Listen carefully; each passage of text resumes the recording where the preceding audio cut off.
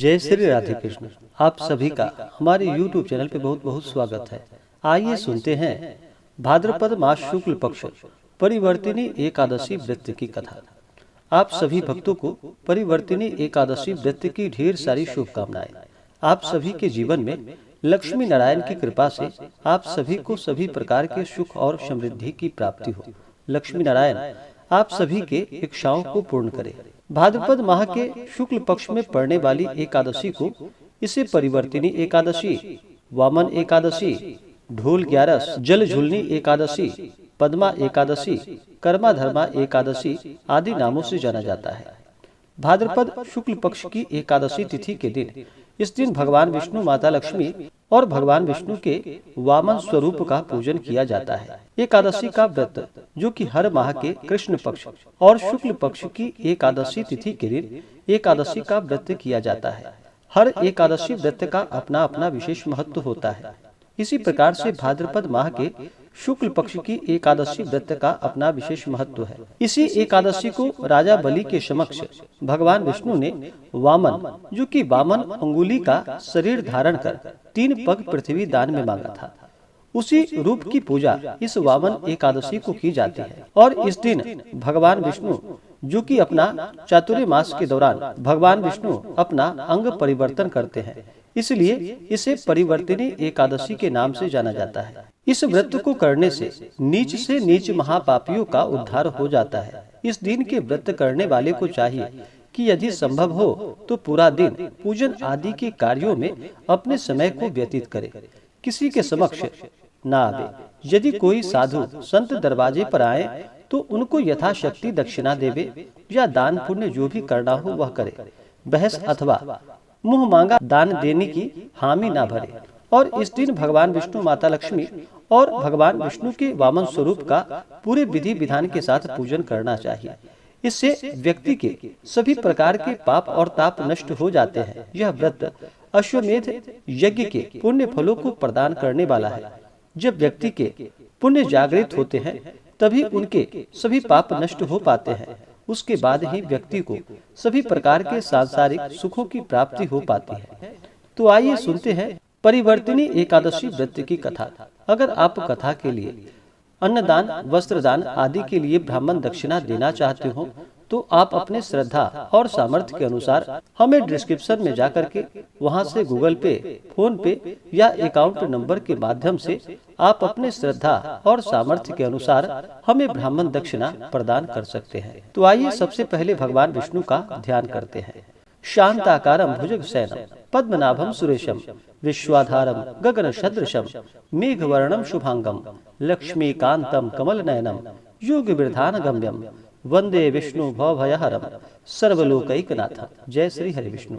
तो बोलिए प्रेम से भगवान विष्णु की जय, माता लक्ष्मी की जय, एकादशी माता की जय, वामन भगवान की जय। बहुत समय पहले की बात है कि एक बार युधिष्ठिर ने भगवान कृष्ण से कहा कि हे प्रभु, यदि आप मुझ पर प्रसन्न हैं तो आप कृपा कर मुझे भाद्रपद माह के शुक्ल पक्ष की एकादशी के महात्म्य की आप कथा सुनाइए और यह भी बतलाइए कि इस एकादशी का देवता कौन है और इसकी पूजा की क्या विधि है।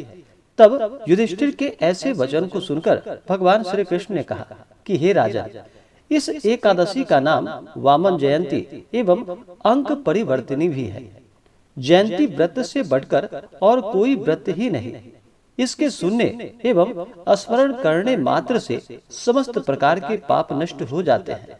वैष्णवों एवं अपनी गति चाहने वाले को इस एकादशी का व्रत अवश्य ही करना चाहिए। हे राजन, जिन्होंने जयंती एकादशी में वामन भगवान की पूजा श्रद्धा एवं भक्ति सहित कमल पुष्पों के द्वारा की, उनके तीनों लोकों, तीनों देवों एवं समस्त जगत को मानो जीत लिया। क्योंकि शयन किए हुए भगवान इस दिन अपना अंग परिवर्तन करते हैं, इसी कारण इसका नाम परिवर्तिनी है। इसकी कथा सुनकर युधिष्ठिर ने विनय पूर्वक कहा कि हे भगवान, यह बात मेरे हृदय में महान संदेह उत्पन्न कर रही है कि आप कब सोते हैं और कब जागते हैं और कब करवट बदलते हैं।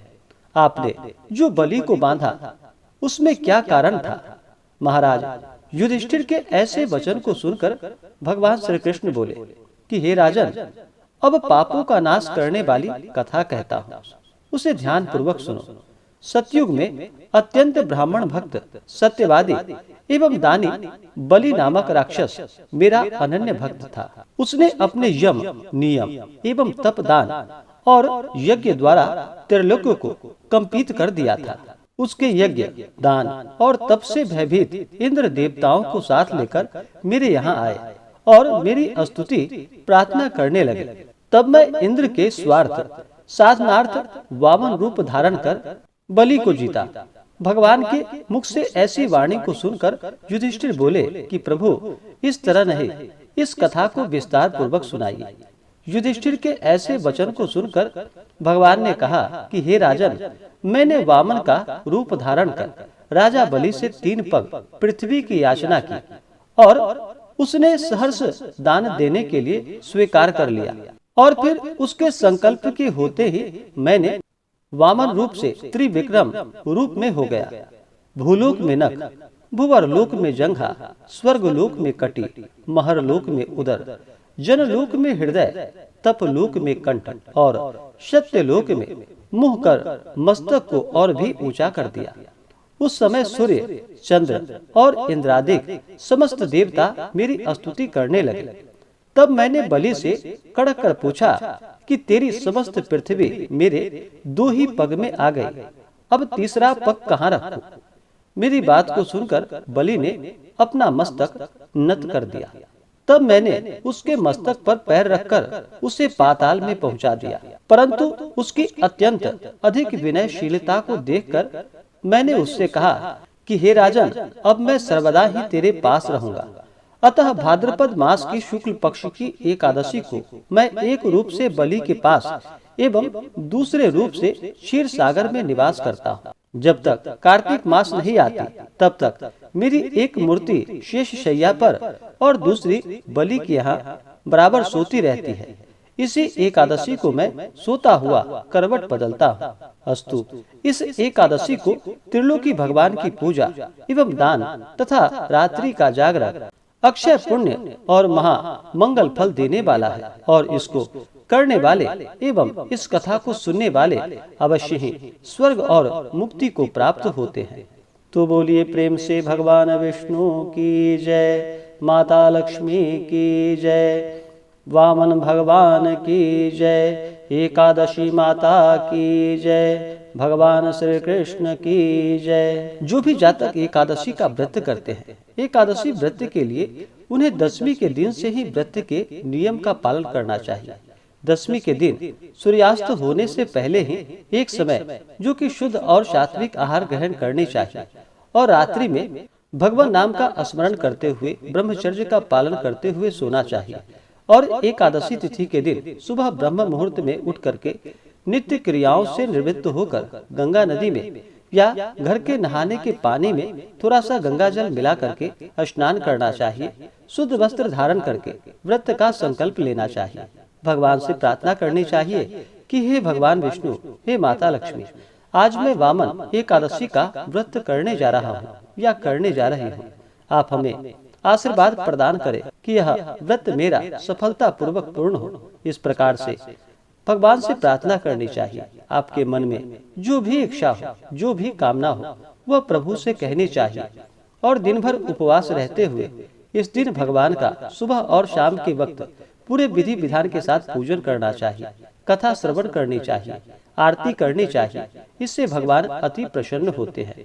और रात्रि में जहाँ तक हो सके भजन कीर्तन करते हुए, जागरण करते हुए समय को व्यतीत करना चाहिए और अगले दिन जाकर के फिर इस व्रत का पारण समय के अनुसार करना चाहिए। अगले दिन सुबह उठकर नित्य क्रियाओं से निवृत्त होकर स्नान करके शुद्ध वस्त्र धारण कर भगवान की पूजा और आरती करनी चाहिए। इसके बाद फिर ब्राह्मणों को भोजन करा करके, ब्राह्मणों को दान दक्षिणा दे करके फिर व्रत का पारण जो कि समय के अनुसार करना चाहिए। इससे अनंत गुना पुण्य फलों की प्राप्ति होती है। जो भी जातक एकादशी का व्रत करते हैं, एकादशी के व्रत में कुछ बातों का ध्यान देना चाहिए। एकादशी व्रत के दौरान ब्रह्मचर्य का पालन करना चाहिए। तामसिक वस्तुओं का प्रयोग बिल्कुल भी नहीं करनी चाहिए, जैसे कि मांस, मदिरा, लहसुन, प्याज आदि का प्रयोग भूल कर भी नहीं करना चाहिए। शुद्ध और सात्विकता का पालन करना चाहिए। जहाँ तक हो सके उपवास रहते हुए भगवान का पूजन करना चाहिए। जो उपवास नहीं रह पाते हैं, जिनका स्वास्थ्य सही ना हो, वो एक समय फलाहार का प्रयोग करें और इस दिन भगवान का पूरे विधि विधान के साथ पूजन करना चाहिए। इस दिन किसी के ऊपर क्रोध नहीं करनी चाहिए। अपने मन में किसी के प्रति ईर्ष्या या द्वेष का भाव नहीं लाना चाहिए। अपने से बड़ों का सदा ही आदर और सम्मान करना चाहिए। महिलाओं का बिल्कुल भी अपमान नहीं करना चाहिए। जहाँ पर भी महिलाओं का अपमान होता है, वहाँ से माता स्थिर लक्ष्मी रुष्ट होकर चली जाती है। इसलिए महिलाओं का कभी भी अपमान नहीं करना चाहिए। धर्म का आचरण करते हुए इस दिन रहना चाहिए। जहाँ तक हो सके ओम नमो भगवते वासुदेवाय, श्री कृष्ण गोविंदाय, राधा कृष्णाय आदि नामों का जप करना चाहिए। इससे पुण्य फलों की प्राप्ति होती है। धर्म ग्रंथों के अनुसार परिवर्तिनी एकादशी पर व्रत करने से वाजपेयी यज्ञ का फल प्राप्त होता है। पापियों के पाप नाश के लिए इससे बढ़कर कोई उपाय नहीं। जो मनुष्य इस एकादशी को भगवान विष्णु के वामन रूप की पूजा करते हैं, उससे तीनों लोग पूज्य होते हैं। इस व्रत के बारे में भगवान श्री कृष्ण ने स्वयं युधिष्ठिर से कहा है, जो कि इस दिन कमल नयन भगवान का कमल से पूजन करते हैं, वे अवश्य भगवान के समीप जाते हैं। जिसने भाद्रपद शुक्ल एकादशी को व्रत और पूजन किया, उसे ब्रह्मा विष्णु सहित तीनों लोकों का पूजन किया। अतः इस एकादशी के व्रत को पूर्ण श्रद्धा भक्ति भाव के साथ विश्वास के साथ अवश्य ही करना चाहिए। किसी भी प्रकार के व्रत में श्रद्धा और भक्ति भाव के साथ ही पूजा करनी चाहिए। अगर मन में व्रत के लिए अश्रद्धा हो, अविश्वास हो, तो उस व्रत को नहीं करना चाहिए। वह व्रत निष्फल ही माना जाता है। इसलिए प्रभु पे विश्वास रखते हुए श्रद्धा के साथ भक्ति भाव के साथ ही पूजन करना चाहिए, तभी जाकर के पुण्य फलों की प्राप्ति हो पाती है। तो आइए अब जानते हैं परिवर्तिनी एकादशी व्रत के शुभ मुहूर्त के बारे में। इस बार परिवर्तिनी एकादशी जल झुलनी एकादशी व्रत को लेकर के कुछ पंचांगों के अनुसार 2 दिन बतलाया गया है और कुछ पंचांगों के अनुसार दोनों व्रत एक ही दिन है। तो एकादशी तिथि प्रारंभ समय, जो कि सनातन पंचांग के अनुसार जो समय एकादशी तिथि प्रारंभ समय 6 सितंबर 2022 दिन मंगलवार सुबह 5:55 और एकादशी तिथि की समाप्ति होगी 7 सितंबर 2022 दिन बुधवार सुबह 3:05 पे। यह समय जो है सनातन पंचांग के अनुसार है और जो वाराणसी ऋषिकेश पंचांग के अनुसार जो समय है, वह समय जो कि एकादशी तिथि प्रारंभ जो कि 6 सितंबर 2022 सुबह 2:51 और एकादशी तिथि की समाप्ति जो कि 6 सितंबर 2022 रात्रि में 12:24 एकादशी तिथि की समाप्ति होगी। तो यह समय जो कि ऋषिकेश पंचांग के अनुसार समय है। तो ऋषिकेश वाराणसी पंचांग समय के अनुसार अगर आप इसको मानते हो, तो इसके अनुसार से सभी के लिए एकादशी का व्रत जो है वह 6 सितंबर 2022 दिन मंगलवार को किया जाएगा। अगर सनातन पंचांग के अनुसार माने तो एकादशी तिथि प्रारंभ जो कि 6 सितंबर को सुबह 5:55 और एकादशी तिथि की समाप्ति 7 सितंबर को सुबह 3:05 पे। तो जो भी वाराणसी ऋषिकेश पंचांग को मानने वाले हैं, वो 6 सितंबर 2022 दिन मंगलवार व्रत को रखेंगे और जो भी सनातन पंचांग को मानने वाले हैं, उनके लिए जो भी अस्मार्त है, वो 6 सितंबर 2022 दिन मंगलवार को व्रत को रखेंगे और जो भी द्वादशी युक्त वैष्णव जो होते हैं, वह द्वादशी युक्त एकादशी का व्रत करते हैं, तो वह 7 सितंबर 2022 दिन बुधवार को वैष्णव सभी व्रत रखेंगे, क्योंकि वह द्वादशी है। वैसे तो एकादशी तिथि की समाप्ति 7 सितंबर को सनातन पंचांग के अनुसार सुबह 3:05 पे ही है, उसके बाद द्वादशी तिथि है। इस कारण से द्वादशी में ही व्रत को रखा जाएगा। तो सबसे पहले जानते हैं द्वादशी तिथि कब से प्रारंभ है और कब इसकी समाप्ति है। तो द्वादशी तिथि की समाप्ति 7 सितंबर 2022 को, जो कि रात्रि 12:06 पे ही द्वादशी तिथि समाप्त है।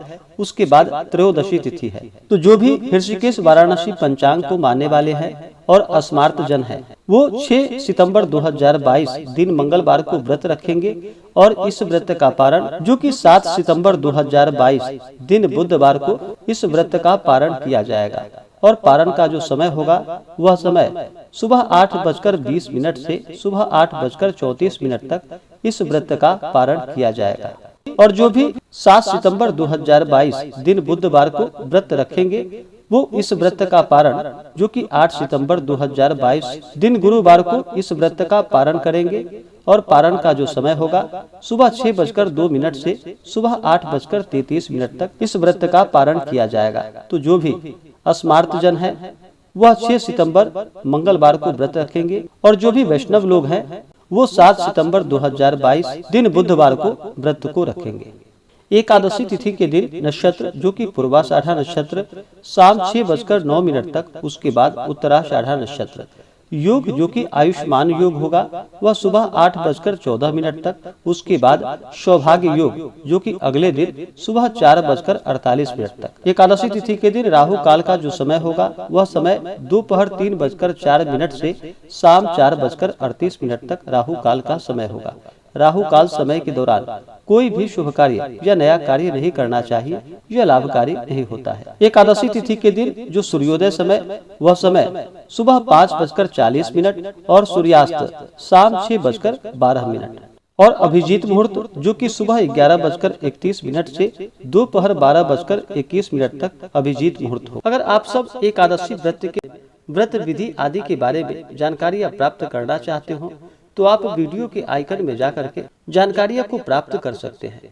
तो आशा करता हूँ यह जानकारी आपको अच्छा लगा हो।